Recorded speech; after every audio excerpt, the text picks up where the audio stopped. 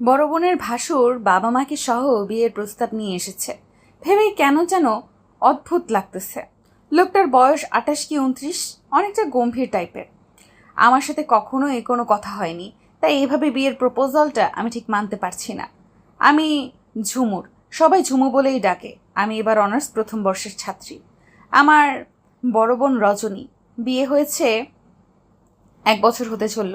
রজনী আপুর যখন বিয়ে হয়েছে তখনও অনার্স দ্বিতীয় বর্ষের ছাত্রী। দুলাভাই ফাহিম চৌধুরী ও সেম ইয়ার, প্রেমের বিয়ে ওদের। এখন ওরা তৃতীয় বর্ষে, দুজনেই পড়াশোনা করে। আর দুলাভাইয়ের বড় ভাইয়ের নাম আয়ান চৌধুরী।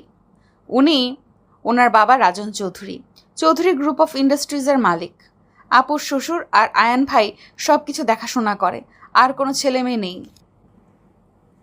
বাকি কথা গল্পেই জানতে পারবেন। রেডি হয়ে পাত্রপক্ষের সামনে গিয়ে বসলাম। আপুর শ্বশুর শাশুড়ির সাথে আগে থেকে কথাবার্তা বলতাম, কিন্তু এই লোকটার সাথে দেখা হলেও কথা হয়নি। দেখতে মাশাল্লাহ, কিন্তু সবসময় চুপচাপ গম্ভীর হয়ে থাকে। এই জন্য আমার পছন্দ না ওনাকে। আমার জামাই একটু আমার মতো চঞ্চল, দুষ্টু না হলে তো মিলবে না। আজকে ভার্সিটি থেকে এসে শুনি যে আপুর শ্বশুর শাশুড়ি আর তাদের বড় ছেলে আসবে। ভালো কথা। আমি আমার মতো এসে গোসল করে গান শুনতেছি আর ফেসবুকে গল্প পড়তেছি। এমন সময় আমার রুমে এসে বলতেছে শাড়ি পরতে। আজব, আমি কেন শাড়ি পরবো? আমি পড়তে বলছি তাই। আম্মু, তোমার কথা না আমি বুঝতে পারতেছি না, আমি কেন শাড়ি পরবো? কারণ রজনীর শ্বশুর শাশুড়ি তোকে দেখতে আসবে। আম্মু, তুমিও না। আপুর শ্বশুর শাশুড়ি তো আমাকে অনেক দেখছে। আর কি দেখবে? আর দেখবে, এতে শাড়ি পরার কি আছে? আমার জামার সাথে প্লাজোই ঠিক আছে। ঝুম, ওনারা তোকে ওনাদের বড় ছেলের জন্য দেখতে আসছে। কি? আম্মু, ওই বুইড়া লোকটা? কি বলছিস কি ঝুম? তোর থেকে 9 বছরের বড় হবে, বিয়ের জন্য এরকমই ঠিক আছে। তোর বাবার আমার বয়সের পার্থক্য 12 বছরের। আম্মু, আগের কথা বাদ দাও। এখন কি উনি বড় কাউকে বিয়ে করে নাকি? উনি সব সময় আগের কালচার নিয়ে থাকবে, আর আমি এই যুগের মেয়ে। 9 বছরের পার্থক্য এমন কিচ্ছু হবে না। আর শুনেছি ইরহাম নিজেই বলেছে তোকে বিয়ে করবে। তোর বাবারও কোনো আপত্তি নেই। আমাদের তো আর কোনো ছেলে নেই। তোরা 2 বোন একসাথে থাকবি। আর 1 বছর হতে চলল আমরা রজনী শ্বশুর শাশুড়িকে চিনি। অনেক ভালো মানুষ। যতদূর চিনেছি আয়ান বাবাও অনেক ভালো, শুধু একটু চুপচাপ থাকে। তাতে কি, ছেলে মানুষ একটু গম্ভীর থাকা ভালো। তাই তোর বাবা ঠিক করেছে সম্বন্ধ পাকা করবেন। আম্মুর গম্ভীর থাকা ভালো, তাই বলে এতটা গম্ভীর? উনি কখনো আমার সাথে কথা পর্যন্ত বলে না। তুই কথা বলেছিলি? কি যে বলো না আম্মু, আমি ওনাকে দেখলেই ভয় লাগে। কেমন যেন খেয়ে ফেলার মতো তাকায়। যদিও একবার কি দুবার তাকিয়েছে, এছাড়া দেখিনি আমি ওনাকে। সবসময় তো অফিস আর রুমের ভেতরেই সীমাবদ্ধ উনি। এতক্ষণ চুপচাপ ওদের সামনে বসে মনে মনে এইসবই ভাবতেছিলাম। হঠাৎ আপুর শাশুড়ি বলতেছে, কি রে মা, যা আলাদা একটু কথা বলে আয়। এতক্ষণে সামনে তাকিয়ে দেখলাম আয়ান ভাই সামনে নাই, আমার রুমের দিকে যাচ্ছে। আমি কাচুমাচু হয়ে দাঁড়িয়ে ওনার পেছনে পেছনে আসলাম। বুঝতেছি না এমন কেন হচ্ছে আজ। এমনিতে তো আপুর শ্বশুর শাশুড়ির সামনেও বেশ পটপট করে বেড়ায়। আমি আর আপু একদমই আলাদা। আমি চটপটে আর আপু শান্ত। ওইদিকে ফাহিম ভাই চটপটে আর আয়ান ভাই শান্ত। এই প্রথম নিজের রুমে ঢুকতেও ভয় করতেছে আমার। বুকে থুতু ছিটে দিয়ে পেছনে আপুর শ্বশুর শাশুড়ির দিকে একবার তাকিয়ে রুমে পা রাখলাম। পা রাখতেই শক্ত একটা কণ্ঠ কানে এলো। এতক্ষণ লাগে আসতে? এমনিতে তো এক জায়গায় ঠিক থাকো না। আমার কান্না পাচ্ছে। এই লোকটা আমার সাথে এই প্রথম কথা বলল, তাও আবার ধমক দিয়ে। প্রথম কথা বুঝি একটা গুন্ডাও ভালোভাবে বলে, আর ইনি তো ভালো মানুষ। না না না না না, আমার মতো মেয়ে কিছুতেই এই উদ্ভট লোকটার সাথে সারা জীবন কাটাতে পারবে না। যেই একটা কথা বলতে যাব, তখনই উনি বলে উঠলেন, আমি তোমার মতামত জানতে আসিনি। চুপচাপ এই শাড়ি পাল্টে বিয়ের শাড়ি পরে নাও। আজকে একটু পর আমাদের বিয়ে হবে। এই বলে হনহন করে বেরিয়ে গেল। আবার ফিরে এসে বলল, আজকেই শ্বশুর বাড়িতে নিয়ে যাব তোমাকে। কথা না শুনলে ফেসবুকে কার সাথে কি করছো সব তোমার আব্বুকে বলে দেব। আমি তাজ্জব বনে গেলাম। এটা কি আদেশ করলো নাকি থ্রেট দিয়ে গেল? আরে ভাই, আমাকে কিছু বলার সুযোগ তো দিবে নাকি? একটু পর আম্মু এসে একটা মিষ্টি আমার মুখে ধরে বলল, তুই আগে থেকে পছন্দ করতি আয়ানকে, কখনো বলিসনি তো? কি সব উদ্ভট কথা বলতেছো আম্মু? কেন, তুই নাকি আয়ানকে বলেছিস যে বিয়ের প্রস্তাব নিয়ে আসেন? কি? আম্মু এসব তোমায় কে বলেছে? কেন, কে আর বলবে? তুই যাকে বলেছিস সেই বলেছে। আয়ান ভাই এসব বলেছে? এই দেখ, সত্যি কথা মুখ দিয়ে বের হয়েছে, তার মানে সত্যি বলেছিলি। আচ্ছা যাই হোক, রেডি হয়ে নে, রজনী আর ফাহিম কাজী নিয়ে আসছে।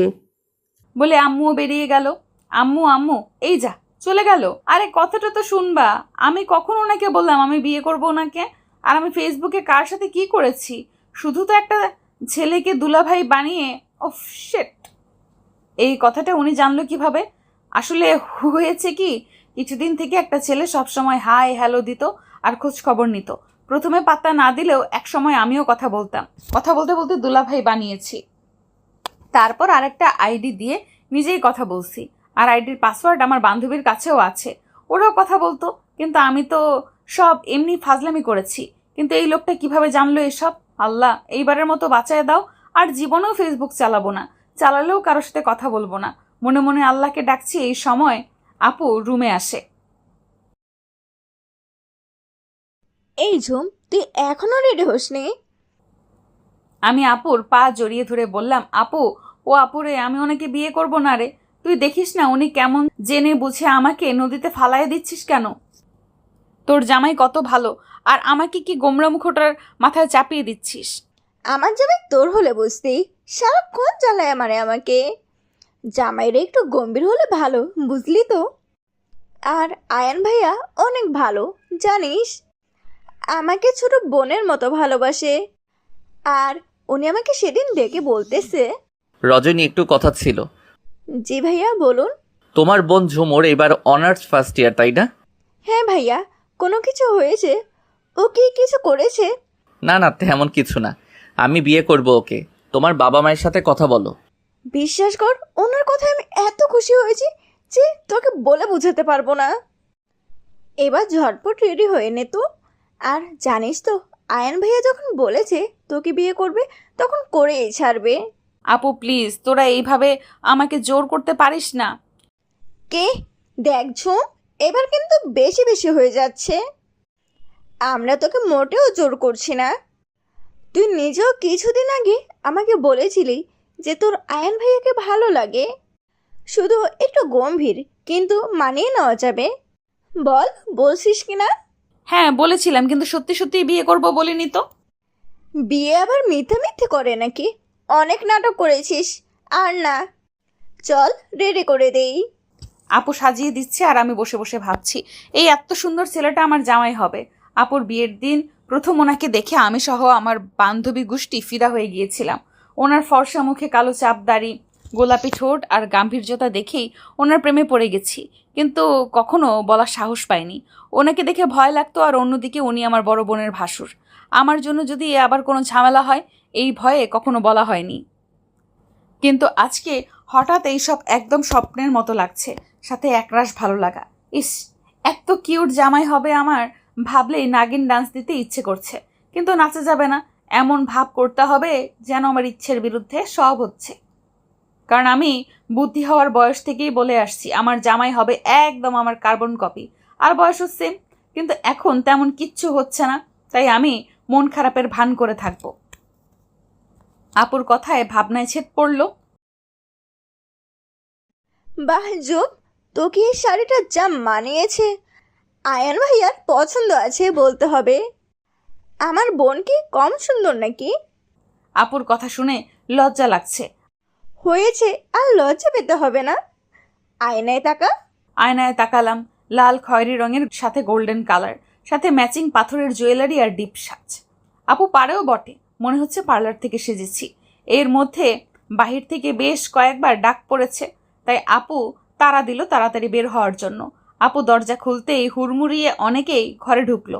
আমি তো অবাক, এত মানুষ এসেছে বাড়িতে, বুঝতেই পারিনি। মামা মামি চাচা চাচি সহ আরো অনেকেই এসেছে। একটু পর বিয়ে পড়ানো হবে আর উনি সামনাসামনি বসে আছে। আমি বসার পর একেবারে মাথা তুলে সামনে তাকায়নি। সবাই তো রীতিমতো কানাঘুষা শুরু করেছে যে আমাকে হয়তো মনের বিরুদ্ধে গিয়ে বিয়ে দেওয়া হচ্ছে, নয়তো আমি এত চুপচাপ কেন, আমাকে নাকি চুপচাপ মানায় না। কিন্তু আমি কিভাবে বোঝাবো যে আমার লজ্জা লাগছে? ভীষণ লজ্জা লাগতেছে আমার। হঠাৎ উনি সবার মাঝে বলে উঠল, ঝুমুর, তোমার কি ইচ্ছে নেই এই বিয়েতে? না থাকলে বলো, তবুও এইভাবে চুপচাপ বসে সবার মনে দ্বিধা দ্বন্দ্ব রেখো না। তোমার মতের বিরুদ্ধে গিয়ে বিয়ে করব না আমি তোমায়। আমি এবার মুখ তুলে তাকালাম। মানুষটা আমার সাথে ম্যাচ রেখে শেরওয়ানি পরেছে, কি অদ্ভুত অপূর্ব লাগছে দেখতে। নিখুঁতভাবে সরাসরি আমার চোখের দিকে তাকিয়ে আছে। আমি যেন আবারও প্রেমে পড়ে গেলাম ওই চাহনির। মন চাচ্ছে চোখ দুটোতে একবার ছুঁয়ে দেই, কিন্তু এখন তো সেটা সম্ভব না। তাই অনেক কষ্টে নিজেকে সংযত রাখলাম। শুনেছি ছেলে মানুষ বউকে দেখে নিজেকে সংযত রাখে, কিন্তু আমি মেয়ে হয়ে রাখছি, তাই নিজেকে খুব নির্লজ্জ মনে হচ্ছে। যাই হোক, একা একা তখন তো খুব আমাকে থ্রেট দিয়ে আসলো, কিন্তু এখন সবার সামনে এত সাধু বান্দা কেন সাজতেছে লোকটা? আমি না চাইলে নাকি বিয়ে করবে না। এখন না বললে যদি সত্যি সত্যি বিয়ে না করে, তাহলে আমি এত কিউট জামাই কোথায় পাবো? তাই একটু হেসে বললাম, আমরা তো প্রেম করছি বিয়ে করার জন্য, তাহলে আমার মত থাকবে না কেন? আমার কথায় উপস্থিত সবাই চুপ হয়ে গেল। ওনার দিকে তাকিয়ে দেখি উনি কেমন রাগে দৃষ্টিতে তাকিয়ে আছে, মনে হয় এক্ষুনি খেয়ে ফেলবে। আমার কি দোষ ভাই? আমার সামনে এত সাধু শাস্তি গেলে একটু একটু বাস তো খেতেই হবে। বিয়ে পড়ানো শেষ হলে ঝুম, সত্যি কি তোর আর আয়ান ভাইয়ের কোনো সম্পর্ক ছিল? আপু, তোর আয়ান ভাই কি প্রেম করার মতো মানুষ নাকি? ওনাকে দেখলেই তো মনে হয় আনরোম্যান্টিক মানুষ। ওনাকে দিয়ে প্রেম ভালোবাসা আশা করিস কোন দুঃখে? তাহলে তুই সবার সামনে বললি? আরে আমি তো এমনিই বলেছি। হায় আল্লাহ, তুই ওনাকে আনরোমান্টিক মনে করছিস? আমার তো মনে হয় ফাহিমের থেকে ভাইয়া বেশি রোমান্টিক। মাঝে মাঝে ওনার কথা শুনে আমার তাই মনে হয়। তবে উনি সবার মতো না যে সবসময় আলগা পিরিত দেখাবে, সারাক্ষণ বইয়ের পেছনে পেছনে ঘুরবে। উনি সব ভালোবাসা কাজেই করে দেখাবে। শেষের কথাগুলো ফাহিম ভাইকে দেখেই বলল আপু। ফাহিম ভাই এসে বলতেছে, কি? আমি আলগা পিরিত দেখাই সব সময়? একটু কাজে থাকি, এই জন্য এভাবে আমার ভালোবাসাকে অপমান করছো? আরে না, আমি অপমান কই করলাম? আমি তো আয়ান ভাইয়ার কথা বললাম। হ্যাঁ বুঝি তো, কিন্তু শালিকা তো এখন বড় ভাবি হয়ে গেছে, ওর সামনে বেশি কিছু বললাম না। না না জিজু, আমি শালি শালিই থাকবো, ভাবি হব না। শালি দুলা ভাইয়ের কাছে আবদার করতে পারবে, কিন্তু ভাবি করতে পারবে না। শালি আমার চালাক আছে। দেখতে হবে না শালিটা কার। এরপর খাওয়া দাওয়া শেষ করে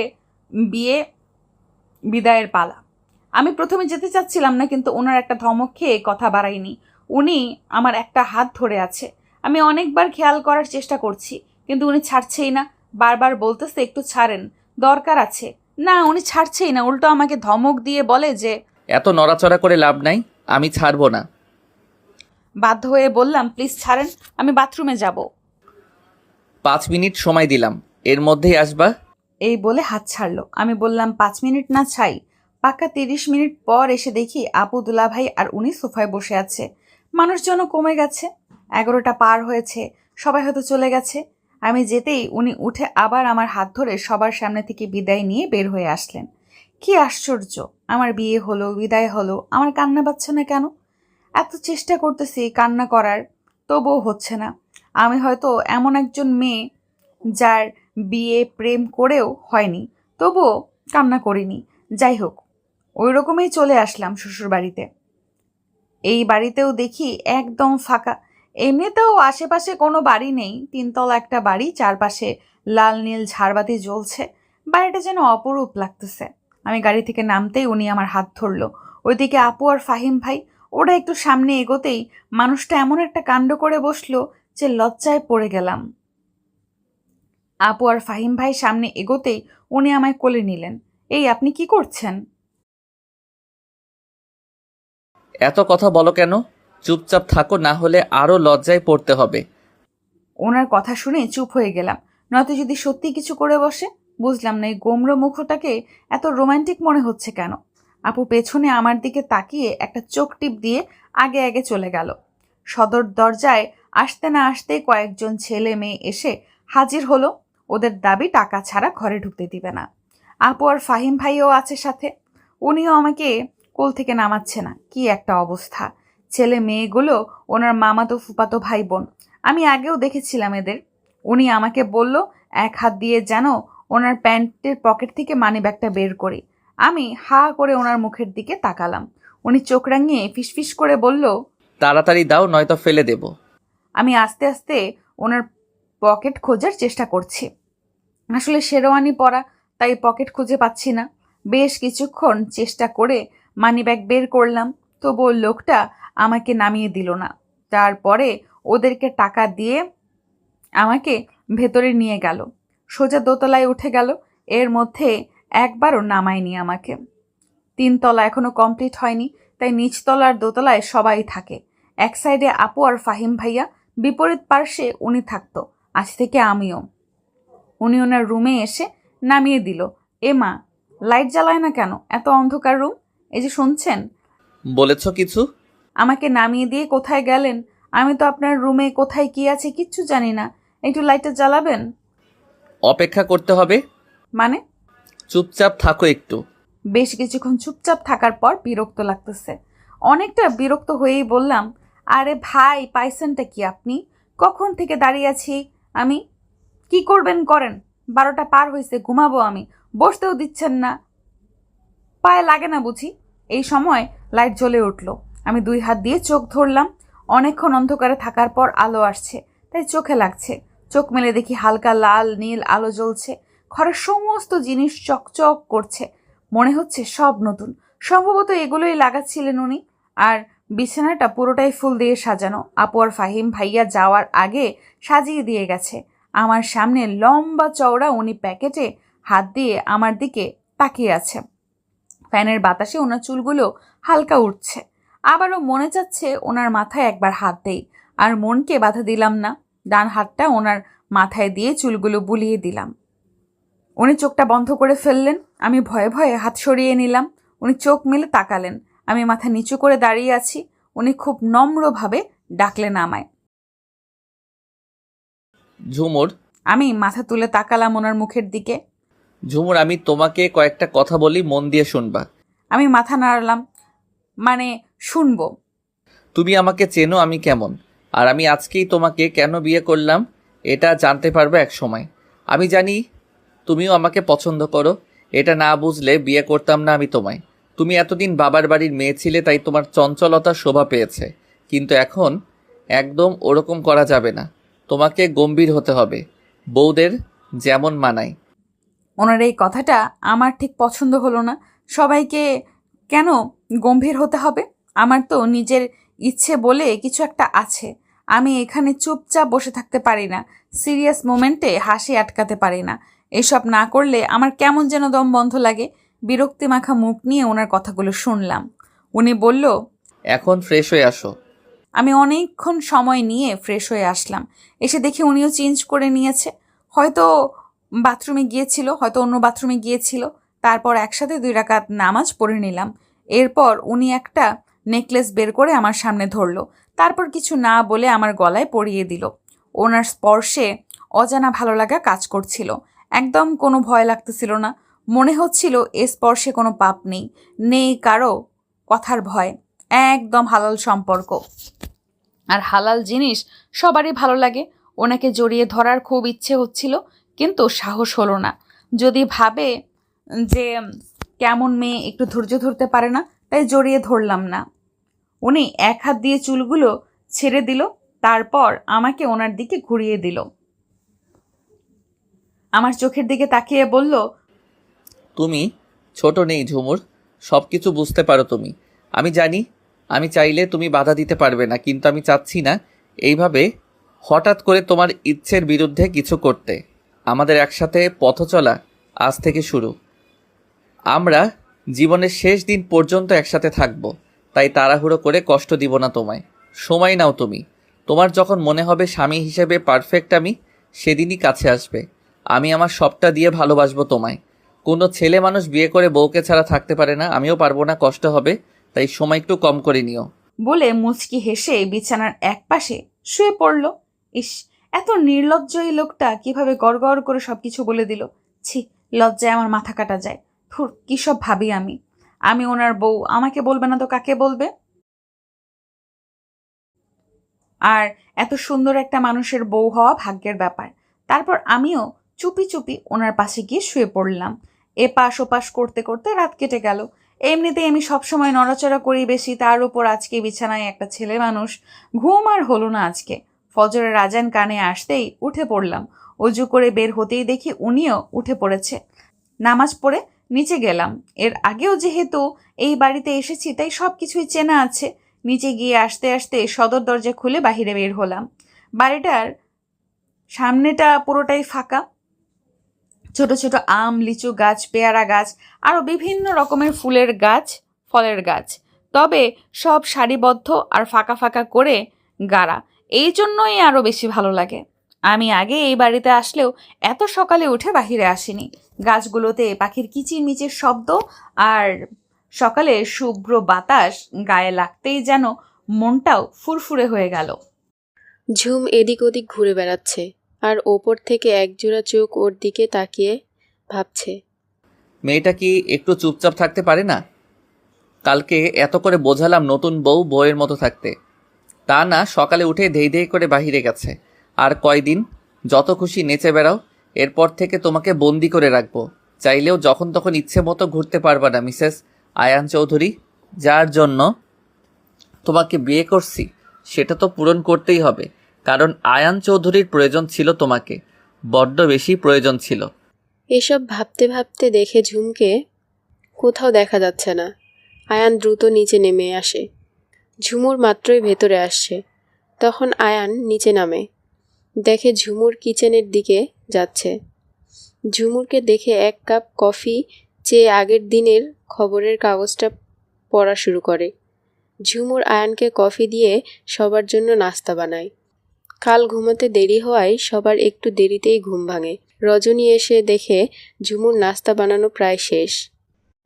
এই ঝুম, কি করছিস এসব? এত তাড়াতাড়ি উঠে গেলি কেন? আরে আপু, সমস্যা নেই, আমার ঘুম আসছিল না তাই উঠে পড়েছি। আরে শালিকা যে, বিয়ে হয়ে আসতে না আসতেই দায়িত্ব পালন শুরু করে দিয়েছো দেখি। কথাটা বলতে বলতে ফাহিমও নিচে আসলো। ওনার আরো 2টা মামাতো বোন উঠেছে। হঠাৎ সোফায় বসে থাকা ওনাকে দেখতে পেয়ে সবাই চোখ পিটিপিটি করে হাসছে। আমি ওদের মতিগতি বুঝতে পারছি না, এমন কেন করছে। আপু এসে ফিসফিস করে বলতে লাগলো, এই ঝুম, এটা কি হলো বলতো? কি? আয়ান ভাইয়া তো কখনো নিচে এসে কফি খায় না। মানে এই তো সকালে তো কখনো নিচে আসে না। তাহলে আজ ব্যাপার কি? ব্যাপার ওনাকে গিয়েই জিজ্ঞেস করো না বলে ওনার কাছ থেকে সরে আসলাম। আর ওরা সবাই হেসে উঠল। আমি রুমে আসার কিছুক্ষণের মধ্যেই উনিও রুমে ঢুকলো। অফিস যাব। কথাটা বলেই টাওয়াল নিয়ে বাথরুমে ঢুকে পড়ল। আমি আবার নিচে গেলাম, ওনার জন্য নাস্তা নিয়ে আসলাম। একটু পর উনি গোসল করে বের হলেন, শুধুমাত্র টাওয়াল পরে, নাভির একটু নিচে টাওয়াল, ফর্সা বুকে হালকা কালো লোম, গলার একটু নিচে 2টা লাল তিল, চুল থেকে টপ টপ করে পানি পড়ছে, গোলাপি ঠোঁটগুলো ভিজে আছে। ইচ্ছে করছে ঠোঁটগুলো একবার ছুঁয়ে দেই। একটা ছেলে মানুষ এতটা সুন্দর হয় এনাকে না দেখলে বুঝতাম না। ওনাকে নিয়ে ভাবতে ভাবতে ভাবনার রাজ্যে ঢুকে পড়েছি। তখনই উনি জোরে ডেকে উঠল, এই মেয়ে, কখন থেকে ডাকছি? এইভাবে হা করে ঠোঁটের দিকে তাকিয়ে আছো কেন? কিস টিস করতে চাচ্ছিলে নাকি? আসলে আমতা আমতা করছো কেন? আপনার ঠোঁটগুলো আসলে অনেক সুন্দর, মন চাচ্ছিল ছুঁয়ে দেই, কিন্তু আপনি কি না কি মনে করেন তাই করলাম না বলেই এক দৌড়ে নিচে আসলাম। পাগলি একটা। 30 মিনিট হবে উনি বেরিয়ে গেছে। আমি বাড়িতে কথা বললাম, চাচা চাচি, মামা মামি সহ কাছের কিছু আত্মীয় স্বজন আসবে আজকে এই বাড়িতে। আসলে একদিনের দাওয়াতে নিজের মানুষ ছাড়া তো কেউ আসবে না। হঠাৎ করে বিয়ে না হলেও আমার বিয়েতে তেমন কোনো বড় অনুষ্ঠান করতো না, কারণ আপুর বিয়েতে অনেক বড় অনুষ্ঠান করে আব্বু অনেকটাই গ্যাপে পড়েছিল। তাই আমিও বলছিলাম আমার বিয়ে খুব সাদামাটাভাবেই করব। আব্বুর ছোটোখাটো ব্যবসায় আমাদের দিনগুলো ভালো কাটলেও একেবারে অনেক বড় অনুষ্ঠান আমাদের জন্য না। আপুর বিয়েতে করা লাগছে, কারণ আপু বড় মেয়ে ছিল আর আপুর শ্বশুর শাশুড়ি বলেছিল আমাদের বাড়ির ছেলের বিয়ের অনুষ্ঠান না করলেই নয়, নয়তো আমাদের আত্মীয় স্বজনদের কাছে নত হতে হবে। যদিও ফাহিম ভাইয়া আলাদাভাবে কিছুটা সাহায্য করতে চেয়েছিল, কিন্তু আব্বু নেয়নি। এর জন্য নতুন বউ দেখতে অনেকেই এসেছে, কিন্তু আমার হাত কান একদম খালি। বয়স্ক মহিলারা নিজেদের মধ্যে ফিসফিস করছে। আমার শাশুড়ি এসে বলল, বড় বৌমা আমার ঘরে একটু আসো তো। আর একটু জোরে আপুকে ডেকে বলল, ছোট বউ সবাইকে নাস্তা দাও। আর ওনাদের উদ্দেশ্যে বলল, আপনারা একটু বসুন ভাবি, আমরা এক্ষুনি আসছি। বৌমা এসব পরে নাও, আর প্রথম দিকে কমপক্ষে 6 মাস পর্যন্ত সবসময় এসব পরে থাকবা। কালকেই দিতাম, বাড়িতে এসে অনেকক্ষণ বসেছিলাম, কিন্তু তোমরা আসছো না দেখে ঘুমিয়ে পড়েছি। আজকে খালি হাত কান গলায়, যদি ওনারা দেখে যেত তাহলে সারা পাড়ায় বলে বেড়াতো চৌধুরী বাড়ির বড় বউকে স্বর্ণ ছাড়াই দেখে আসলাম। তোমার বাবা মা কেমন নির্লজ্জ বলো তো, তোমাকে কিছু দিল না। ওনার শেষ কথাটা শুনে চোখ থেকে টপ টপ করে পানি পড়ছে। অন্য সময় হলে তো অনেক কথা শুনিয়ে দিতাম, কারণ আমার বাবা মাকে নিয়ে কোনো কথা আমার সহ্য হয় না। আমি তো এতদিন ভেবেই আসছি আপু হয়তো খুব সুখেই আছে, কিন্তু বড়লোকদের মধ্যে এত নিচু মনের মানুষ ইনি দেখে বোঝা যায় না। কোনো কিছুর নাকি অভাব নেই, তাহলে বাবার বাড়ি থেকে কি দিল আর না দিল, এতে এভাবে কেন বলল? সবার সামনে নিজেকে এমনভাবে উপস্থাপনা করে যেন খুব মিশুক আর ভালো মনের মানুষ। উনি আবারও ধমক দিয়ে বলে উঠল, তাড়াতাড়ি এগুলো পরে ওনাদের সামনে যাও, নয়তো কেলেঙ্কারি করে ফেলবে। আমি চোখ মুছতেই দেখতে পেলাম আড়াল থেকে একটা ছায়া সরে গেল। আমি আস্তে আস্তে চুড়ি, কানের ঝুমকো, গলার হার সব পরে বাহিরে গেলাম। সবাই দেখে বেশ প্রশংসা করলো। আমার শাশুড়িও ছিল ওখানে। ওনার উদ্দেশ্যে কয়েকজন বলল, সত্যি ভাবি আপনার দুই বউ মাশাআল্লাহ, ছেলেগুলো যেমন বউ ও তেমন বেশি মানিয়েছে। এখন শুধু একটা বাচ্চা হইলেই সংসারটা পূরণ হবে। তা ছোট ছেলের বিয়ে তো প্রায় বছর হলো, সুখবর কবে দেবে? আপু পাশেই ছিল। শাশুড়ি মা আপুর দিকে চেয়ে বলল, সময় হলেই হবে। এখনকার ছেলেমেয়েরা তাড়াতাড়ি বাচ্চা নিতে চায় না ভাবি, কিছুদিন গেলে নেবে। আমি শাশুড়ি মায়ের মুখের দিকে তাকিয়ে আছি। সবার সামনে কত ভালো দেখায়, আর ভেতরে ভেতরে যেন নাগিন। আমি চাইলেই তখন মুখের ওপরে অনেক কিছু বলতে পারতাম, কিন্তু কাল রাতে আয়ান চৌধুরী নিষেধ করেছিল কখনো যেন আমার কারণে ওনার মা কষ্ট না পায়। আর তার উপর আমি নতুন বউ, এই জন্য সব সহ্য করে গেছি। বিয়ের আগে আমার কানে স্বর্ণের জিনিস ছিল, কিন্তু কালকে সাজার সময় বাড়িতেই খুলে রাখছি। শাশুড়ির শাড়ির সাথে ম্যাচিং করে জুয়েলারি পরেছিলাম জন্য। গলা একটা সিম্পল লকেট দেওয়া চেইন ছিল, সেটাও খুলে রাখছি। সবাই চলে যাওয়ার পর রুমে এসে একা একা বসে আছি। খারাপ লাগতেছে অনেক। আপুকে তো স্বর্ণের শুধু চুড়ি আর কানের ঝুমকা দিয়েছে, কিন্তু বিয়ের কিছুদিন পর, কারণ একেবারে অত কিছু করা সম্ভব ছিল না। তাহলে কি আপুকেও কথা শুনতে হয়েছিল? এমন সময় আপুর রুমে এসে দরজা লাগিয়ে দেয়। আমার কাছে এসে গালে আলতো চাপ দিয়ে বলে, মন খারাপ করিস না ঝুম, শ্বশুর বাড়িতে একটু একটু কথা হজম করতে হয়। শুধু শাশুড়ি মা এমন, তাছাড়া বাড়ির প্রত্যেকটা মানুষ ভালো। আমি আপুর মুখের দিকে তাকিয়ে আছি। মনে হচ্ছে আপুও কান্না করছে। আমি আড়াল থেকে শুনেছি মা তোকে কি কি বলেছে। প্রথম দিকে আমাকেও বলছিল, কিন্তু তোর ফাহিম ভাইয়া আমাকে আলাদা করে জিনিস বানিয়ে দিয়েছিল। উনি ভেবেছে সেগুলো আমার বাবা বাড়ি থেকে দিয়েছে, তাই আর কিছু বলেনি। আরেকটা কথা বোনো, তোর চঞ্চলতা দেখে আমার শাশুড়ি আগেও বলতো যে তোমার বোন এমন কেন, স্থির থাকতে পারে না। আমি তোকে তখন কিছুই বলি নাই, কারণ তুই তো এখানে বেশি থাকিস না। আমাদের বাড়িতে তো কেউ কিছুই বলে না। তোকে বললে হয়তো তুই আসতে চাইতি না আমার কাছে, কিন্তু এখন তোকে একটু চঞ্চলতা কমাতে হবে। একদম না, একটু, মানে শাশুড়ির চোখে যাতে ধরা না পড়িস সেটুকু। প্লিজ শোনা বোন আমার, মানিয়ে নিস। বাড়ির বড় বউ বলে কথা। এইসব বলে একটা হাসি দিয়ে আপু চলে গেল। ওই লোকটার উপর খুব রাগ হচ্ছে এখন। ফাহিম ভাইয়া পড়াশোনা করা অবস্থায় আপুকে স্বর্ণের জিনিস বানিয়ে দিয়েছে, যাতে ওনার মা কিছু বলতে না পারে। আর ইনি বুড়ো হয়ে গেছে, এত বড় বিজনেসম্যান, অথচ বউকে স্বর্ণ দেয়নি কেন? উনি কি জানে না ওনার মা কেমন? আর আমাদের পরিবার সম্পর্কেও তো ওনার ধারণা আছে। হঠাৎ বিয়ে না করলে হয়তো বাবা কিছু দিত, হঠাৎ বিয়ে করার কারণে সেটাও হয়নি। আজকে আসুক, ওনার একদিন কি আমার যে কয়দিন লাগে। দুপুর 2টা বাজে, বাবার বাড়ির সবাই এসে গেছে। আজকে আমাকে আর ওনাকে যেতে হবে আমাদের বাড়িতে, এটাই নিয়ম। আপুও যেত, কিন্তু শ্বশুরবাড়ির দায়িত্ব বেশি হওয়ার কারণে আপুর যাওয়া হচ্ছে না। উনিও বেশ সময় মতো এসে গেছে, সবার সাথে কথা বলে রুমে এসেছে। আমি ওনার অপেক্ষাতেই ছিলাম। আসার সাথে সাথে জিজ্ঞাসা করলাম, আপনি হঠাৎ করে আমাকে বিয়ে করলেন কেন? উনি একবার আমার দিকে তাকিয়ে বলল, ফ্রেশ হয়ে আসছি। আজব মানুষ তো, আমি কথা বলার জন্য বসে আছি আর উনি ফ্রেশ হতে গেল। মানুষটা দেখি দিনে একরকম রাতে অন্যরকম। ছেলে মানুষ কি এমন হয়? একটু পর উনি ফ্রেশ হয়ে এসে আমার পাশে বসে বলল, তোমাকে হঠাৎ বিয়ে করার কারণ জানতে চাচ্ছ তো? আমি মাথা নাড়ালাম। ঝুমুর, ভালোবাসি আমি তোমাকে, অনেক বেশি ভালোবাসি। তোমাকে প্রথম দিন দেখেই ভালো লেগেছে, কিন্তু তুমি আমার ছোট ভাইয়ের শালি, এই জন্যই সবসময় এড়িয়ে চলেছি তোমাকে।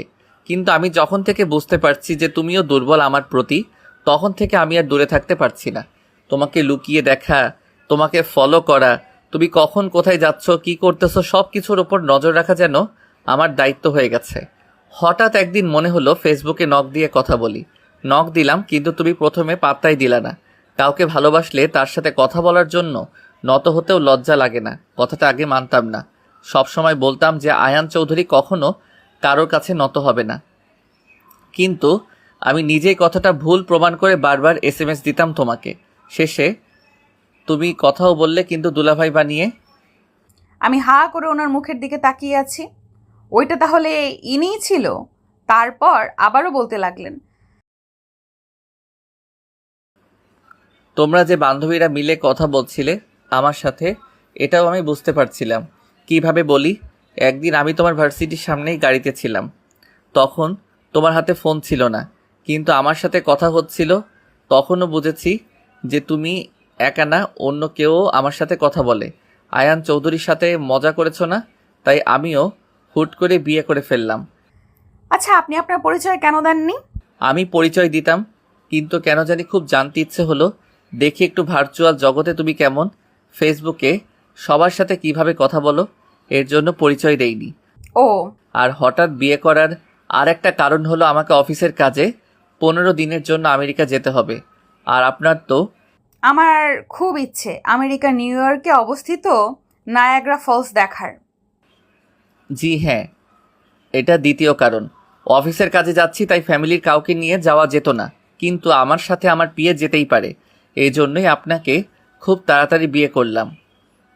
আর যাই হোক, বিয়ের আগে যে তোমাকে একা আমার সাথে পাঠাবে না, এটা আমি জানতাম। এখন তো আর কেউ বাধা দিতে পারবে না। কাল থেকে তুমি আমার বিয়ে, তার 3 দিন পর আমরা যাচ্ছি। তার মানে আমি সত্যি আমেরিকায় যাব? আমি খুশিতে আত্মহারা হয়ে ওনাকে জড়িয়ে ধরলাম। আপনি জানেন, আমি এতদিন শুধু কল্পনাই করেছি যে আমি ওখানে গেছি, কখনো ভাবিনি আমার এই ইচ্ছেটা পূরণ হবে। আপনাকে যে কি বলে ধন্যবাদ দিব আমার ভাষা নেই। আয়ান মনে মনে ভাবছে, এই মেয়েটা কি বুঝতে পারছে না বউ এইভাবে জড়িয়ে ধরলে কি অবস্থা হয়? তার উপর এই প্রথম একটা মেয়ে এইভাবে বুকের মধ্যে চেপে আছে। সত্যি ব্যাপারটা ছেলে মানুষ ছাড়া কেউ উপলব্ধি করতে পারবে না। আয়ান দাঁতে দাঁত চেপে সহ্য করে যাচ্ছে। একটু পর ঝুম আয়ানকে ছেড়ে দিয়ে রুম থেকে দৌড়ে বাইরে যায়। উদ্দেশ্য সবাইকে বলা যে ও আমেরিকা যাবে। ঝুম বের হতেই আয়ান একটা স্বস্তির নিঃশ্বাস ফেলে। আর একটু হলে নিজেকে কন্ট্রোল করতে পারছিল না। ভালোবাসার মানুষটা বুকের মধ্যে থাকলে যে কোনো পুরুষই কন্ট্রোলহীন হয়ে পড়ে। আরও সে যদি হয় বউ, তাহলে তো আর কথাই নেই। ঝুমের দৌড়ে নিচে নামতেই ওর শাশুড়ির মুখোমুখি হয়। শাশুড়িকে দেখার সাথে সাথে স্ট্যাচুর মতো দাঁড়িয়ে যায় ঝুম। ও আচ্ছা, ভুলেই গেছিলাম যে এটা আমার শ্বশুর বাড়ি আর জম আছে এখানে। ঝুম্মা, একটু আমার সাথে আসো তো। এই বলে সবার সামনে থেকে আড়ালে নিয়ে গিয়ে বলে, এটা তোমার শ্বশুর বাড়ি, একটু ভদ্রভাবে চলাফেরা করবা কেমন? একে তো একদিনেই তোমার বাবা মা এত মানুষ নিয়ে আসছে, তার উপর কোনো জিনিস আনে নাই, সবাইকে খুব বড় বড় করে বলছিলাম, ছোট ছেলে প্রেম করলে কি হবে, বড় ছেলেকে কোনো এক রাজকন্যার সাথে বিয়ে দিব, আর হলো আগেরটার মতোই। মা, এটা আপনারও শ্বশুরবাড়ি, তাই এইভাবে নিজেকে রাজরানী ভাবা বন্ধ করেন। আপনিও এবারের বউ, আমিও এবারের বউ। আপনি আমাকে ছোট করে দেখতেই পারেন, কারণ আপনি আমার আগে এসেছেন এই বাড়িতে, আপনার অধিকার বেশি। কিন্তু আমার বাবা মাকে ছোট করে কথা বললে আমি ভুলে যাব আপনি আমার স্বামীর মা। তখন আপনি আমার সাথে যেইভাবে আচরণ করবেন আমি ঠিক তেমনটাই ফিরিয়ে দেব আপনাকে। নিজের রাগ কন্ট্রোল করতে না পেরে কথাগুলো বলল ঝুম। এই মেয়ে, তোমার সাহস তো কম না? তোমার বড় বোন শেখায়নি তোমাকে কিভাবে শাশুড়ির সাথে কথা বলতে হয়? জি মা, শিখিয়েছে, কিন্তু কি বলুন তো, আমি তো রজনী না, আমি হলাম ঝুমুর। তাই আমি যেটা করি আমার কাছে সেটাই ঠিক, অন্য কারো কথা শুনে চলতে পারি না আমি। এমন সময় রজনী চৌধুরী সেখানে হাজির হয়। ওনাকে দেখে আমার শাশুড়ি হেসে বলে, কি ব্যাপার আয়ানের বাবা, কিছু লাগবে? হ্যাঁ, বড় বৌমাকে লাগবে। মা ঝুমুর, একটু আসো তো আমার সাথে। আমার কিছু বন্ধু এসেছে তোমাকে দেখতে। আমি নিজেকে আর একবার আয়নায় দেখে নিয়ে বাবার পেছনে পেছনে আসলাম। একটু পর আয়ানও নিচে আসলো, সবার সাথে দেখা হলো, কথা হলো। আপু আর ফাহিম ভাইয়াও সাথে ছিল। আমরা আসার কিছুক্ষণের মধ্যে আমার শাশুড়িও সেখানে এসেছে। সবাই একটা করে গিফট দিয়ে গেল। সব কিছুর মধ্যে একটা জিনিস খেয়াল করলাম, আমার শাশুড়ি সবার মাঝে অসম্ভব ভালো মানুষ। দেখলে মনে হবে আমাদের দুই বউকে মেয়ের মতো দেখে। সবাই চলে গেছে, আমাদের যাওয়ার কথা থাকলেও ওনার অফিসের দরকার থাকার কারণে যাওয়া হয় নাই। আমি আর আপু একসাথে বসে আছি। আচ্ছা আপু, তোমার শাশুড়ি এমন তুই আগে কখনো বলিসনি কেন? কি বলতাম বল, আর কিভাবে বলতাম? বিয়ে তো আমি নিজের পছন্দে করেছি, আর আমার বাবার এত ক্ষমতা নেই যে আমি কিছু বললে সাথে সাথে দিতে পারবে। তাই আমি কিছু বলে বাবা মাকেও টেনশনে ফেলতে চাইনি। আচ্ছা সব বুঝলাম, কিন্তু তুই আমার বেলাতে না করলি না কেন? তুই তো জানতিস তোর শাশুড়ি কেমন, তবুও কেন আমাকে বিয়েতে জোর করলি? কেন জোর করেছে সেটা আমি বলছি। কথাটা কর্ণপাত হতেই দুই বোন দরজার দিকে তাকালাম। আমি আর আপু একজন আরেকজনের মুখের দিকে তাকিয়ে ভাবছি, মায়ের কথাটা কি উনি শুনে ফেললো নাকি? যদি কিছু মনে করে উনি আপুর দিকে তাকিয়ে বলল, রজনীকে যখন আমি বলেছি যে আমি তোমার বোনকে বিয়ে করব, তখন ও যে খুশি হয়েছে তা ওর চোখ মুখ দেখেই বুঝতে পারছিলাম। কিন্তু একটু পর কেন জানি ও আমাকে না করলো, বলল আপনি বড়লোক ঘরের মেয়েকে বিয়ে করেন ভাইয়া, আমার বোন আপনার জন্য পারফেক্ট নয়। ওর এই কথাটা আমার কাছে ঠিক মনে হয়নি, তাই আমি এই ব্যাপার নিয়ে ফাহিমের সাথে কথা বলেছি। আমি প্রথমে ভেবেছিলাম ফাহিম হয়তো রজনীর সাথে খারাপ ব্যবহার করে, কিন্তু পরে শুনলাম তেমন কিছুই না। সমস্যাটা আমার মায়ের কারণে রজনী রাজি হতে চায়নি। এর মাঝে ফাহিম ভাইয়া আপুকে ডাকে আর আপু চলে যায়। উনি আমার পাশে বসে আমার দুই গালে হাত রেখে বলছে, আয়ান চৌধুরী ভালোবেসেছে তোমাকে, আর তার ভালোবাসার মানুষটাকে সে নিজের করে নেবে না তা কি করে হয়? আমি যতবার এই মানুষটার চোখের দিকে তাকাই ততবার ওনার প্রেমে পড়ে যাই। মানুষ বলে না যে কেউ কখনো কারোর চোখের দিকে তাকিয়ে মিথ্যা কথা বলতে পারে না। ওনার চোখের দিকে তাকালে আমার কথাটা সত্যি মনে হয়। এনার চোখে আমি আমার জন্য ভালোবাসা দেখতে পাই। দেখলে মনে হয় মানুষটা আমাকে অসম্ভব ভালোবাসে।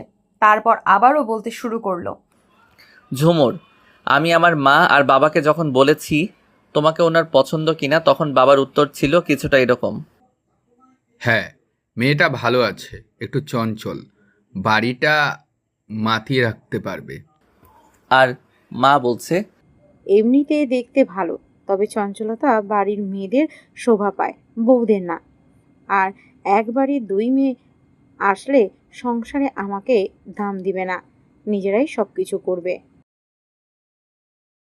মা, তুমি না সবসময় বলতে আমরা পরিবার একসাথে থাকবো সবসময়, কখনো ভাগ হব না। ওরা দুই বোন একসাথে থাকলে কখনো আলাদা হবে না, সংসারটা একসাথে থাকবে। আর সব থেকে বড় কথা, তোমার ছেলেরা তাদের পছন্দের মানুষের সাথে থাকবে। তারপর মা রাজি হয়। আর সেদিন দেখতে গিয়ে বিয়ে করার আরেকটা কারণ মা, আমি জানি যদি সেদিন বিয়ে করে তোমাকে নিয়ে না আসতাম তাহলে মা চাইতো তোমার বাবা যেন মেয়েকে সব কিছু দিয়ে তবেই পাঠায়। আমি জানি তোমার বাবা আমার থেকে কিছুই নিত না, কিন্তু ওনার মাথায় চিন্তা বেড়ে যেত কিভাবে কি করবে না করবে। এজন্য আমি সেদিনই বিয়ে করে নিয়ে আসি, যাতে মা মনে করে হঠাৎ বিয়ে হওয়ার কারণে কিছু দিতে পারিনি, আর তোমার বাবারও অনুষ্ঠান বা কিছু দেওয়া নিয়ে চিন্তা না হয়। বিয়ে পড়িয়ে রাখলে হয়তো পরে অনুষ্ঠান ছাড়া বিদায় দিতে পারতো না, আত্মীয় স্বজনদের কথার ভয় করতো।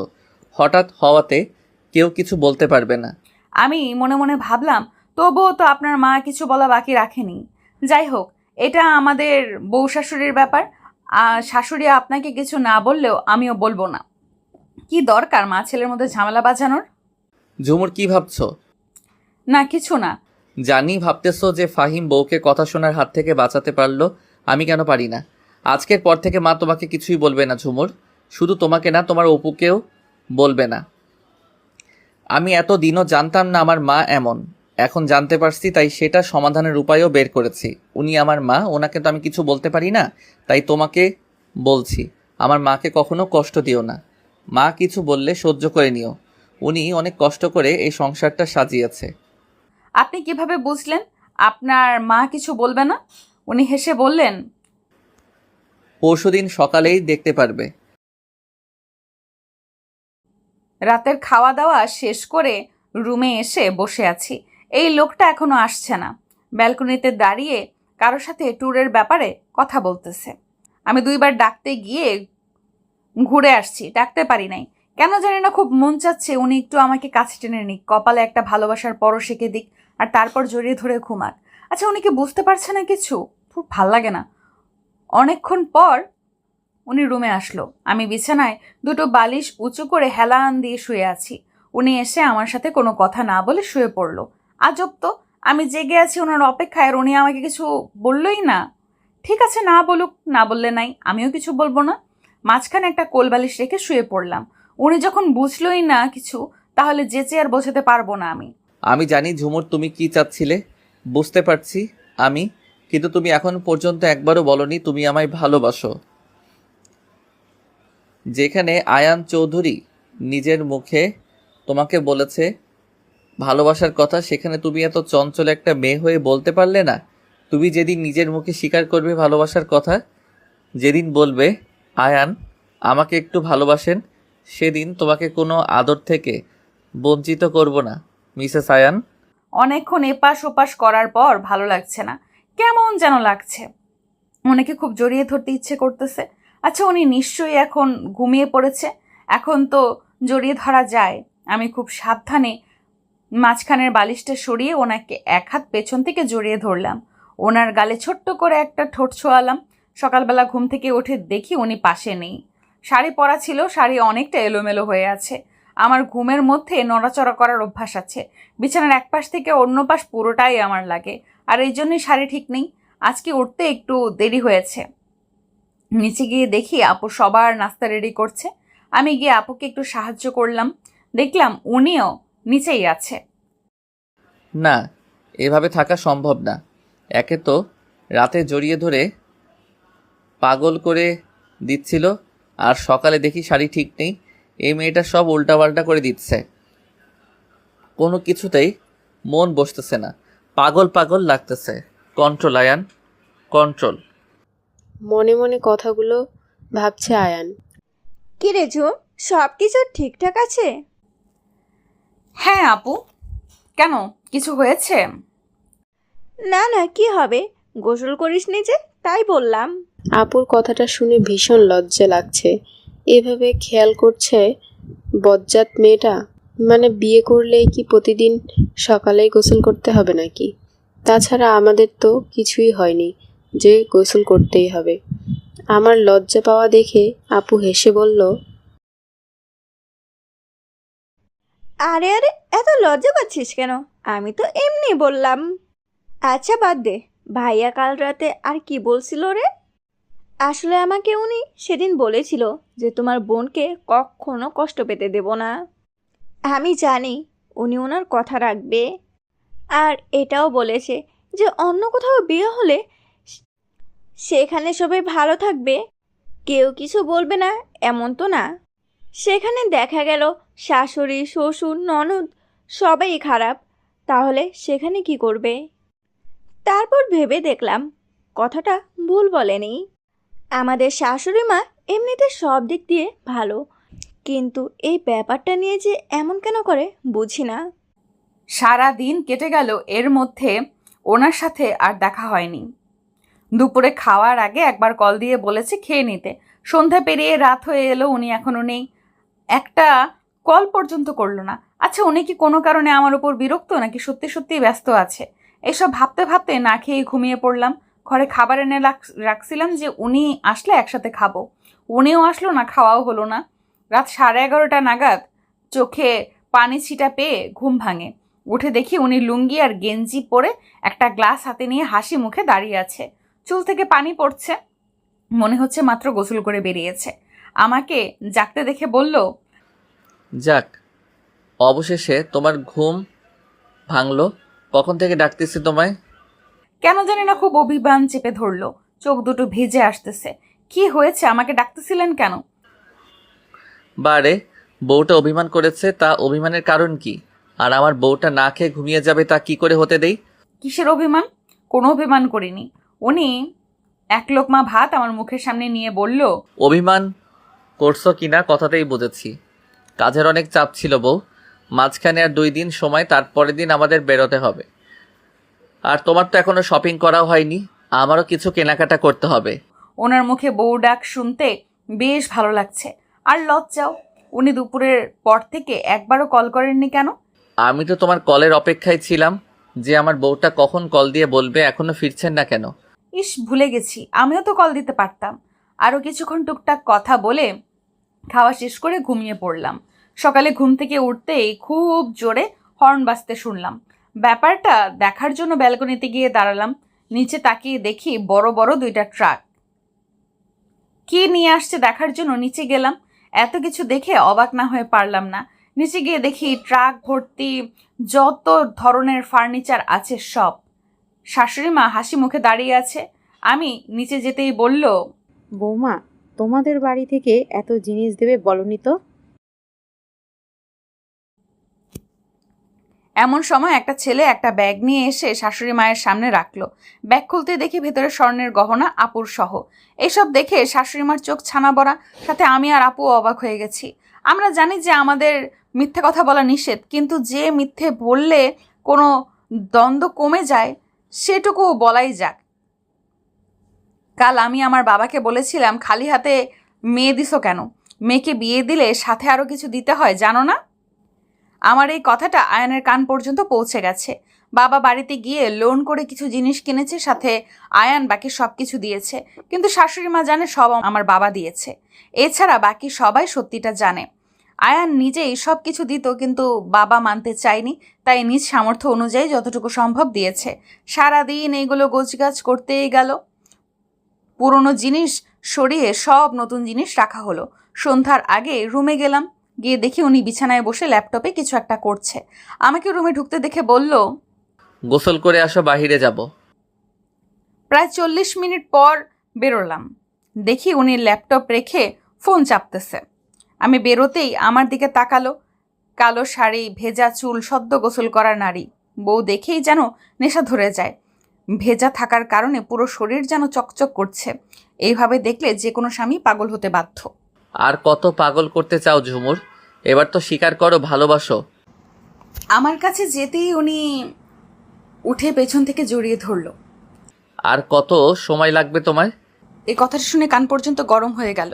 কিভাবে বলবো আমি আপনার ভালোবাসা চাই, আমার সম্পূর্ণ ভালোবাসা চাই? আপনি বুঝে নিতে পারেন না? আপনি কি আমার চোখের ভাষা পড়তে পারেন না? কি ভাবছো ঝুমুর? কি? কিছু না। আচ্ছা, তাড়াতাড়ি রেডি হয়ে নাও, বাহিরে ডিনার করব। কালো শাড়ির সাথে সাদা ঝুমকো কানে দিলাম। চুলগুলো আছড়িয়ে মুখে ক্রিম দিয়ে হালকা গোলাপি কালারের লিপস্টিক পরলাম। ব্যাস, 5 মিনিটে রেডি। এদিকে ফাহিম, আয়ান ভাইয়া এই জিনিসগুলো কেন নিয়ে আসলো? ফাহিম রজনীকে পেছন থেকে জড়িয়ে কাঁধে থুতনি রেখে বলল, যাতে মা তোমাদের কিছু বলতে না পারে। দেখো রজনী, আমার মাকে এই জন্যই মিথ্যে বলেছি, যাতে মা খুশি থাকে, তোমাদের সাথে মিলেমিশে থাকে। যদি মাকে বলতাম যে ফাহিম ভাইয়া কিনেছে, তাহলে হয়তো মা এইসব নিয়ে তোমাদের কথা শোনাতো। উনি আমাদের জন্মদাত্রী, ওনাকে তো কিছু বলতেও পারি না। ন্যায় অন্যায় দেখাতে গেলে মায়ের মন খারাপ হবে। তাই মায়ের কাছে লুকোনো ছাড়া আর কোনো উপায় ছিল না। তবুও যেন সবাই হাসি খুশি থাকে। সত্যি তোমাদের মতো স্বামী হয় না ফাহিম। তোমরা দুই ভাই যে এত ভালো, পৃথিবীর সব স্বামী যদি এমন হতো তাহলে কোনো মেয়ের ডিভোর্স হতো না। শ্বশুরবাড়িতে স্বামী সব থেকে বেশি আপন। স্বামী ভালো না হলে সে মেয়ের জীবন এমনিতেই তেজপাতা। মা বউ, এবার চলো, আয়ান ভাইয়া নিচে অপেক্ষা করছে। হ্যাঁ, এই তো আমার হয়ে গেছে, শুধু হিজাবটা পরবো। পিনগুলো এগিয়ে দাও। দুই বউ বের হয়ে শাশুড়ি মার রুমে গেল বলতে, মা আমরা যাই। হ্যাঁ মা, সাবধানে যাও। মা, আপনি কি খাবেন বলে দেন, আপনার জন্য নিয়ে আসবো। বৌমারা ডিনারে যাচ্ছ? হ্যাঁ বাবা। আচ্ছা যাও, আরেকদিন আমরা যাব তোমাদের সাথে। ওনার কথা শুনে ঝুমের মনে হলো উনিও যেতে চাচ্ছিলেন, কিন্তু ছেলে আর ছেলের বউরা ঠিক করেছে তাই কথাটা বলতে পারলো না। তাই ঝুমুর চট করে বলে উঠল, বাবা মা, আপনারা চলুন না আমাদের সাথে। ঝুমুরের সাথে সাথে রজনীও বলল।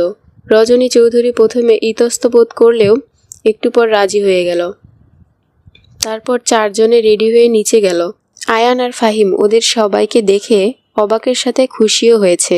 আসলে বউদের সাথে বাবা মায়ের হাসি খুশি দেখলে যে কোনো স্বামীই খুশি হয়। পরের দিন রাতে ঝুমুর ওর সব জামা কাপড় গুছিয়ে নিচ্ছে। কালকে সকালেই ওদের ফ্লাইট। আজকে বিকেলে শপিং করতে গেছিল। এখন সব কিছু গোছগাছ করতেছে। আয়ান ল্যাপটপে কিছু একটা করতেছে।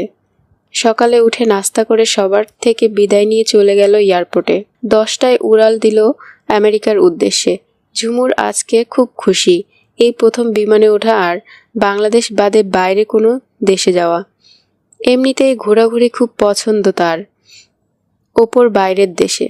20 ঘন্টা জার্নি শেষে অবশেষে পৌঁছে গেল আগে থেকে বুক করে রাখা হোটেলে।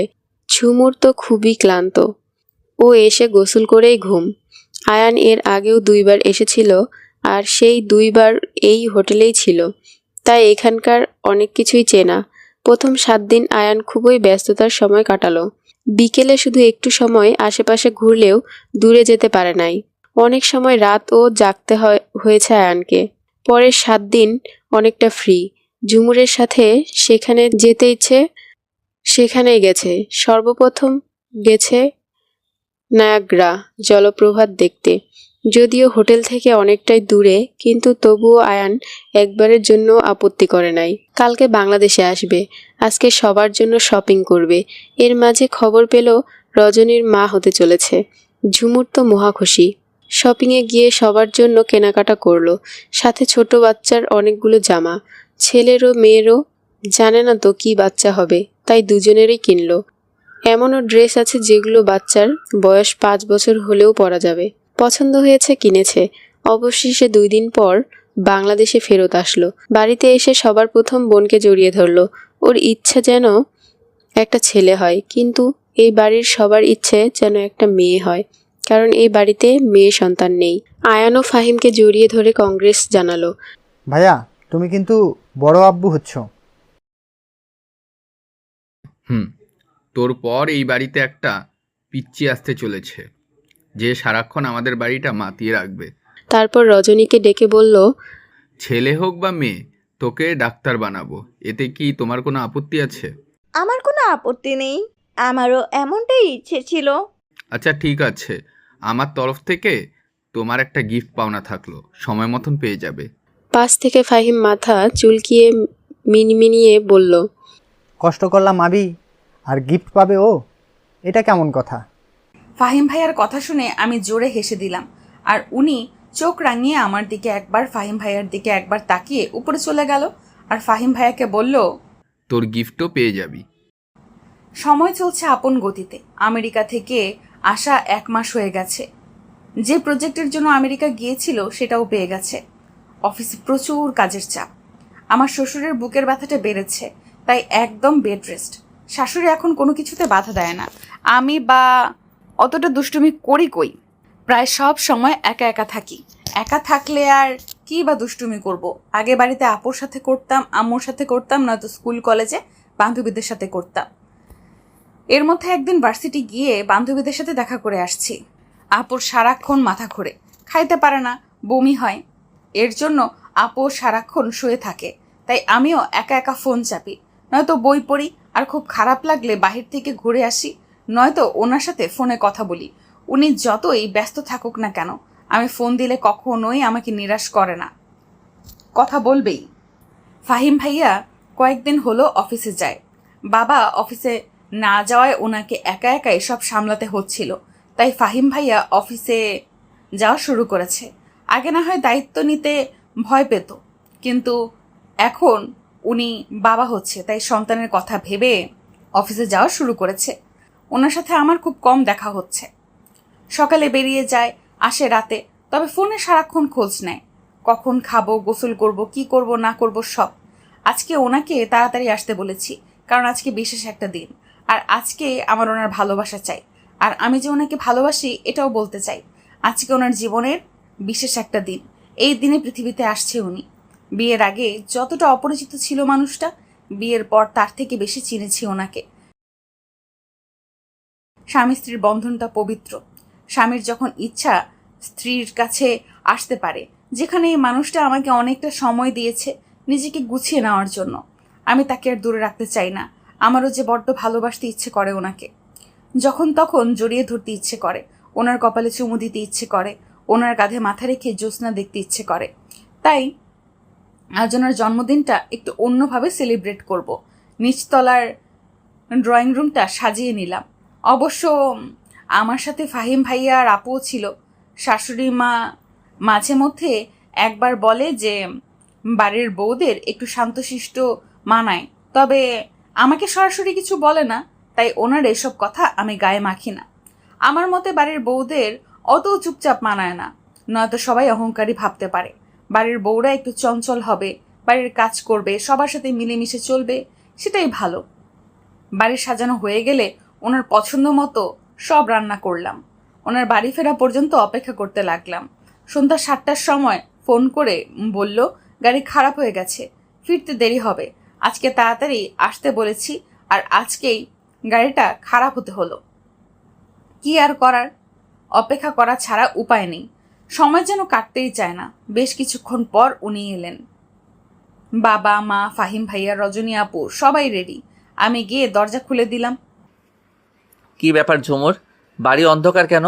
আমি কোনো কথা বললাম না। ওনার হাত ধরে আরেকটু সামনে গেলাম। যেতেই এক এক করে পুরো বাড়িতে লাইট জ্বলে উঠল। ওনার আর আমার মাথায় ফুলের পাপড়ি পড়তে লাগলো।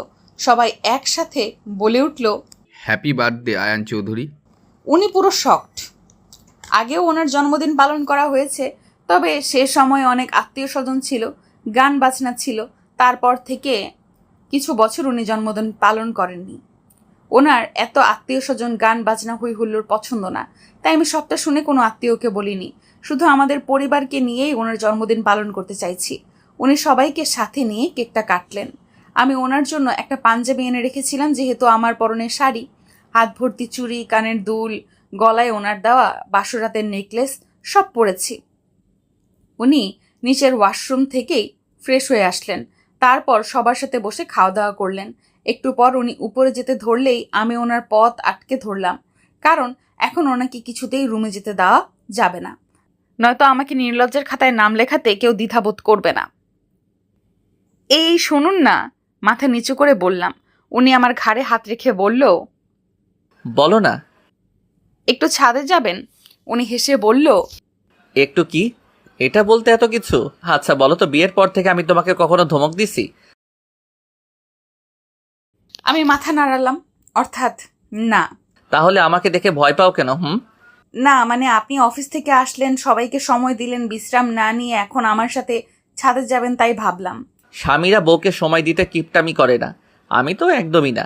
সবার মাঝে তো আর বউকে সময় দেওয়া যায় না, তাই বউকে দেওয়ার জন্য সময় আলাদাভাবেই রাখতে হয়। কথা বলতে বলতে ছাদে আসলাম।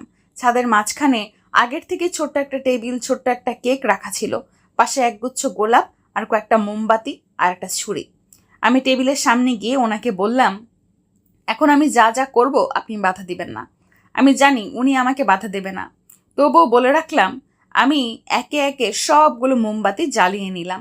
মুহূর্তের মধ্যে ছাদের মাঝখানটা আলোয় আলোকিত হয়ে গেল। চারদিকে অন্ধকার আর মাঝখানে আলো।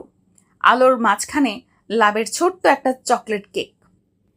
ওর মাঝে লেখা আছে আই লাভ ইউ এ। এটা আমি নিজ হাতে লিখেছি। আয়ান বানানটা পুরোটাই হয়নি, কেকটা ছোট, তাই শুধু এটাই লিখতে হয়েছে। উনি 2 হাত ভাঁজ করে এক দৃষ্টিতে আমার দিকে তাকিয়ে আছে। ওনার এই চাহনি আমার চেনা, আগেও দেখেছি ওনার এই চাহনি। এই চাহনিতে আছে আমাকে কাছে পাওয়ার তীব্র আকাঙ্ক্ষা। আমাকে পাগল করে দেওয়ার জন্য এই তাকানোটাই যথেষ্ট। এতদিন নিজেকে সামলে রাখলেও আজকে আমি নিজেকে সামলাতে পারছি না। উনি এত গভীরভাবে কেন তাকিয়েছে? তবে কি উনি বুঝে গেছে আমি কি চাই? ছেলে মানুষের ভালোবাসা খুব ভয়ঙ্কর, যদি সেটা হয় এক নারীতে। এক নারীতে আসক্ত পুরুষ ভীষণ শক্তভাবে ভালোবাসে। তাকে পাওয়ার জন্য পুরো পৃথিবীর সাথে লড়াই করতে পারে। সে নিজে যতই কঠিন মানুষ হোক না কেন, ভালোবাসার মানুষটার কাছে সে বরাবরই মাথা নিচু করে থাকে। আমি এই মানুষটিকে সবসময় গভীর আর একরোখা মানুষ ভাবতাম, অথচ মানুষটা আমার সাথে একটা বার গলা উঁচু করে বা আমি কষ্ট পাবো এমন কথাও বলেনি। আমি আগে ভাবতাম আমাকে সহ্য করার মতো, বোঝার মতো আমার মতোই একজন মানুষ লাগবে, কিন্তু আমি ভুল ভাবতাম। আমার মতো হলে হয়তো তাকেই আমার সহ্য করা লাগতো, নয়তো আমাদের ঝামেলা হতো। এই মানুষটার আমাকে বোঝার ক্ষমতা আছে। আমি রেগে গেলে উনি শুধু ফ্যাল ফ্যাল করে তাকিয়ে থাকে, নয়তো কথা ঘুরিয়ে নেয়। তবুও কখনো আমার বিপরীতে কিছু বলে না। তাকে কি ভালো না বেসে থাকা যায়? আমি আরও আগেই বলতাম ভালোবাসার কথাটা, কিন্তু যখন শুনলাম কিছুদিন পর ওনার জন্মদিন, তাই অপেক্ষা করতে লাগলাম এই দিনটার জন্য। উনি এখনও এক দৃষ্টিতে আমার দিকে তাকিয়ে আছে। আমি আস্তে আস্তে ওনার কাছে গিয়ে ওনার হাতে ছুরিটা তুলে দিলাম। উনি এখনও কিছু না বলে চুপচাপ দাঁড়িয়ে আছে। আমি একটু হাসলাম, কারণ আমি জানি উনি কেন আমার দিকে তাকিয়ে আছে। আমি টেবিলের উপর থেকে ফুলগুলো নিয়ে ওনার সামনে হাঁটু গেড়ে বসলাম। লজ্জার মাথা খেয়ে ওনার দিকে চোখে চোখ রেখে বললাম, আমি আপনাকে ভালোবাসি আয়ান, ভীষণ ভালোবাসি। আমি আপনার সাথে আমার জীবনের শেষ মুহূর্ত পর্যন্ত কাটাতে চাই। আপনার সুখের সাথী আর দুঃখের ভাগিদার হতে চাই। আপনি কি আমাকে ভালোবাসবেন? তারপর দুজনে চুপচাপ। কি আজব, উনি তো এখনো কোনো কথাই বলছে না। তবে কি উনি এসবে খুশি নন, নাকি বোবায় ধরল? আরে ভাই, কথা বলেন, আমার হাঁটু লেগে গেছে। এইসব আমি মনে মনে ভাবলাম। তারপর একটু জোরেই বললাম, আমি আমার সন্তানদের নিয়ে একটা ফুটবল টিম বানাতে চাই। আপনি কি সাহায্য করবেন? এবার উনি তো হো হো করে হেসে উঠল। যাক বাবা, অবশেষে মুখে বুলি ফুটল। উনি আমার হাত থেকে ফুলগুলো নিয়ে আমাকে বুকের মধ্যে চেপে ধরে বলল, আমি তো তোমাকে ভালোবাসি ঝুমুর। এতদিন তো শুধু তোমার বলার অপেক্ষায় ছিলাম। আমার আরও ভালোবাসা চাই। উনি আরও জোরে চেপে ধরে বললেন, সব ভালোবাসাই তোমার, তুমি আদায় করে নিলে আমি দিতে বাধ্য। তারপর কেকটা কেটে প্রথমে আমার মুখে তুলে দিলেন, বাকিটা নিজে খেলেন। উনি আমাকে কোলে নিয়ে রুমের দিকে যেতে লাগলেন। রুমের দিকে যত এগোচ্ছি তত আমার হার্টবিট বাড়তেছে। উনি ওনার রুমের সামনে এসে আরেকবার আমার মুখের দিকে তাকালেন। আমি ভয় আর লজ্জায় ওনার বুকে মুখ লুকালাম। উনি আমাকে কোলে নিয়েই ভেতরে ঢুকলেন। লাইট জ্বালানোর সাথে সাথে আমি ওনাকে চেপে ধরলাম। মনে হচ্ছে উনি হাসতেছে। মিসেস আয়ান চৌধুরী কি নিজের বাসর ঘর নিজে সাজিয়েছে? ওনার এই কথাটা শুনে লজ্জায় আমার বলতে ইচ্ছে করতেছে, আল্লাহ একটা মই দাও, আমি উপরে উঠে যাই। উনি আস্তে করে আমাকে বিছানায় নামিয়ে দিলেন। তারপর আমার পাশেই শুয়ে পড়লেন। ওনার দিকে তাকানোর সাহস পাচ্ছি না, মুখটা ওনার বিপরীত দিকে ঘুরিয়ে আছি। উনি একটা হাত শাড়ির নিচ দিয়ে আমার পেটের উপর রেখে আমাকে ওনার দিকে টেনে নিলেন। তারপর ঘাড়ে গলায় চুমুতে ভরিয়ে দিলেন। একটু পর ওনার দিকে চোখ পড়তেই চোখ নামিয়ে নিলাম। ভীষণ লজ্জা লাগছে। উনি হাতের উপর হাত রেখে ওনার দিকে তাকাতে বললেন। আমি পিটপিট করে তাকালাম। আবারও চোখে চোখ পড়তেই আমার ওষ্ঠদয় ওনার দখলে নিয়ে নিলেন। তারপর বাকিটা ইতিহাস। অনেক সকালে ঘুম ভেঙে গেল। নিজেকে ওনার বুকের মধ্যে দেখতে পেয়ে কালকে রাতের সব কথা মনে পড়ে গেল। ইস, কি রোমান্টিক মানুষটা। আজকের সকালটা অন্যান্য সকালের থেকে আলাদা আমার কাছে। হয়তো প্রত্যেক মেয়ের কাছেই এই সকালটা আলাদা মনে হয়। স্বামীর সম্পূর্ণ ভালোবাসা পাওয়ার আনন্দে আলাদা এক অনুভূতি কাজ করছে মনে। সময় চলমান, দিন, মাস, বছর পার হয়ে আমার বিবাহিত জীবনের 2 বছর চলছে।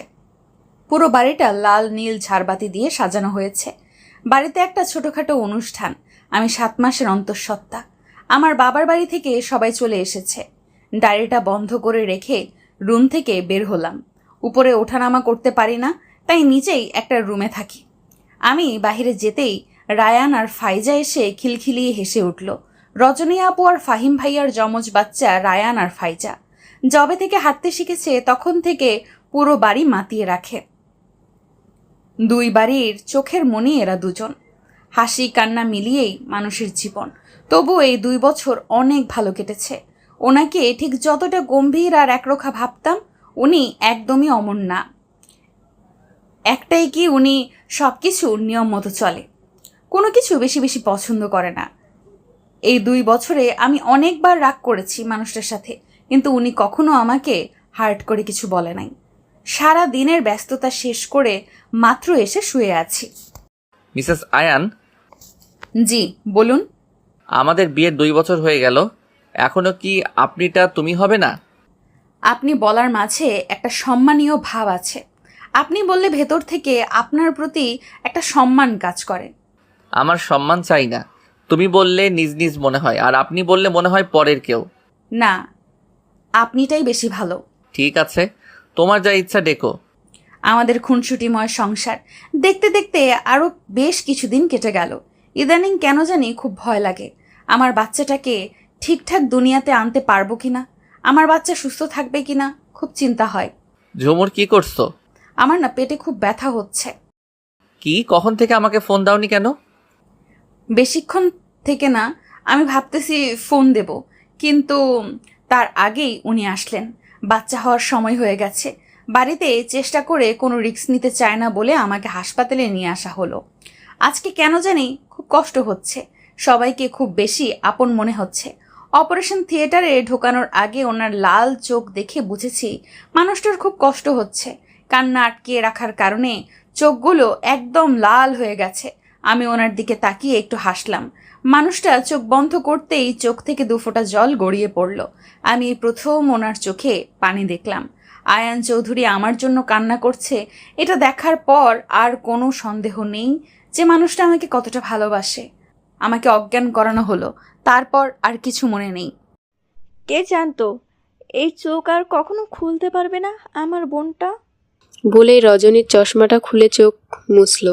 ওর পাশে বসে আছে রাইয়ান, ফাইজা আর আরিজা, আয়ান আর ঝুমুরের মেয়ে আরিজা।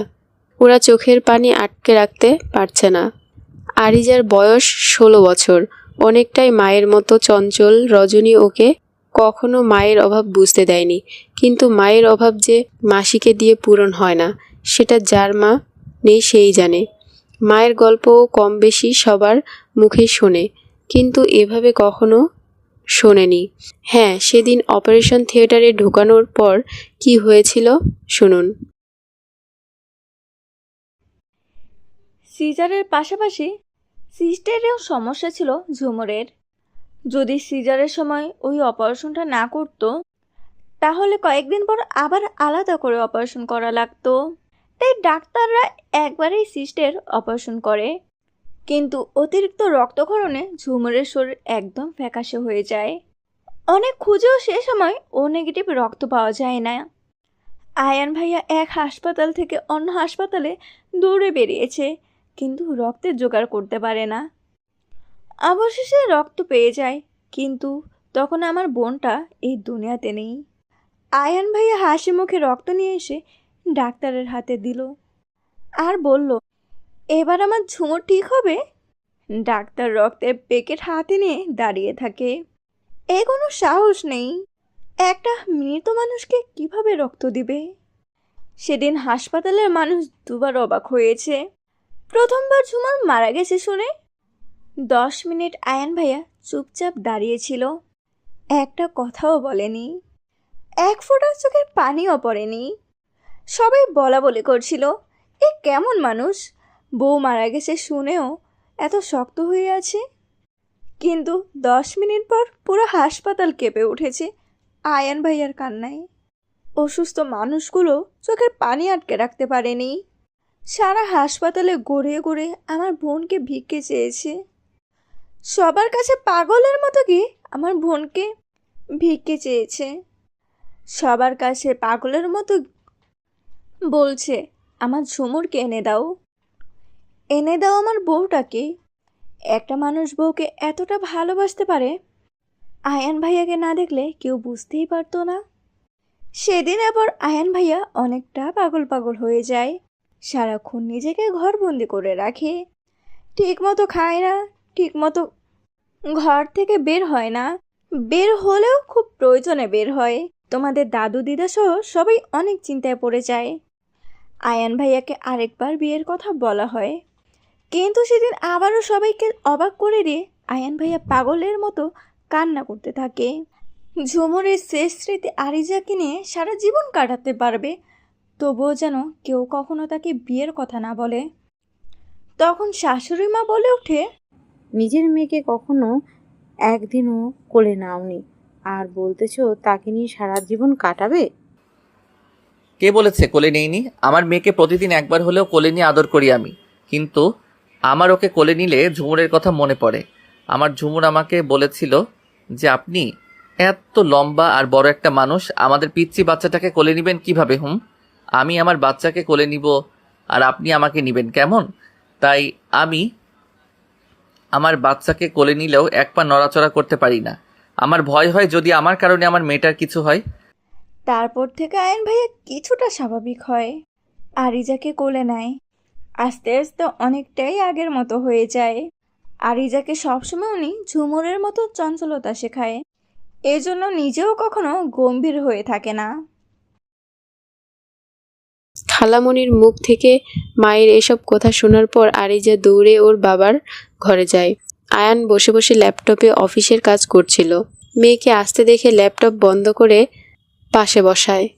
আমার মাটা কি কিছু বলবে? আপু, তুমি আজকে আমাদেরকে বাইরে ডিনার করতে নিয়ে যাবে? তুমি চেয়েছো আর তোমার আব্বু নিয়ে যাবে না, তাই কি হয়? আর একটা কথা, জি মামনি বলো। আমি তোমাকে অনেক ভালোবাসি আপু। আমিও তোমাকে অনেক ভালোবাসি আমার মা।